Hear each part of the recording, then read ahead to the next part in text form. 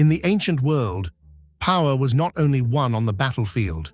Sometimes it was won in whispers, in candlelit chambers, and in alliances forged between lovers.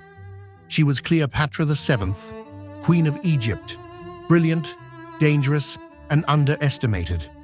He was Julius Caesar, Rome's greatest general, ruthless, strategic, and unstoppable. Their meeting would change the fate of Egypt, Rome, and the entire Mediterranean world. This is not just a love story. It is a story of ambition, manipulation, survival, and betrayal. This is the true story of Cleopatra and Julius Caesar. Egypt, once the land of pharaohs and gods, had become a shadow of its former glory. By the 1st century BCE, Egypt was rich but politically weak. Rome loomed like a predator. The Ptolemaic dynasty ruled. Greek kings pretending to be Egyptian gods. Royal families married siblings. Assassination was common. Power was fragile. Into this world, Cleopatra was born in 69 BCE. Cleopatra was different. Unlike her ancestors, she learned Egyptian. She mastered Greek, Latin, and several African and Middle Eastern languages. She studied philosophy, astronomy, and politics. She did not rely on beauty alone. She relied on intelligence. Ancient writers said, her charm lay not in her looks, but in her presence and voice. She was trained not to rule, but to outwit. Cleopatra became queen, co-ruling with her younger brother Ptolemy XIII. But Egypt had a rule. A woman could not rule alone. Soon, Cleopatra was pushed out of power. Her name erased from coins, forced into exile in Syria. Her brother's advisors wanted her dead. Cleopatra needed a miracle, and that miracle was approaching Egypt by sea. Julius Caesar arrived in Alexandria in 48 BCE. He was fresh from civil war, chasing his rival Pompey, who had just been murdered in Egypt. Caesar was furious. He didn't come as a tourist. He came as Rome itself. Egypt owed Rome enormous debt, and Caesar intended to collect. Cleopatra saw her chance. Cleopatra could not enter Alexandria openly, so she did the unthinkable. She smuggled herself into Caesar's palace, wrapped in a carpet.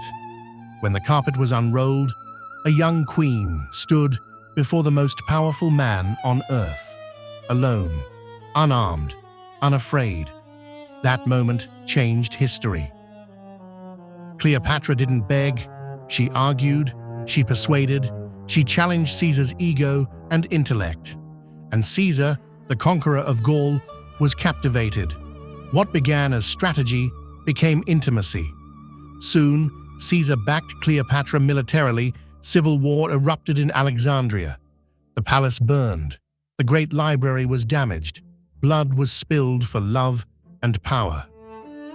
Caesar defeated Ptolemy XIII. Cleopatra was restored as Queen of Egypt. But now, she ruled under Roman protection. She was Caesar's ally and lover. In 47 BCE, she gave birth to a son, Ptolemy XV. Caesar, known to history as Caesarion. Cleopatra claimed he is Caesar's child. Rome would never forget that claim. Cleopatra traveled to Rome itself. She lived in Caesar's villa.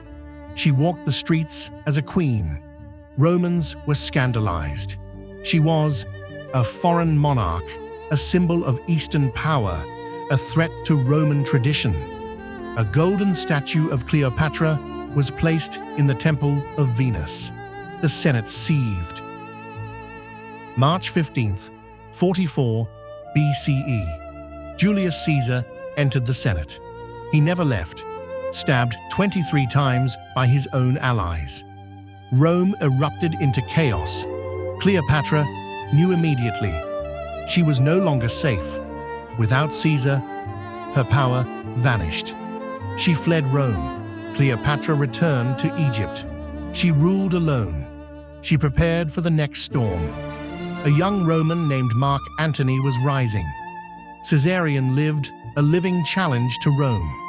The love between Cleopatra and Caesar was over, but its consequences would destroy empires. Cleopatra did not seduce Rome, she outplayed it. She used love as a weapon, power as a shield, and intelligence as her crown. Her story did not end with Caesar. It was only the beginning.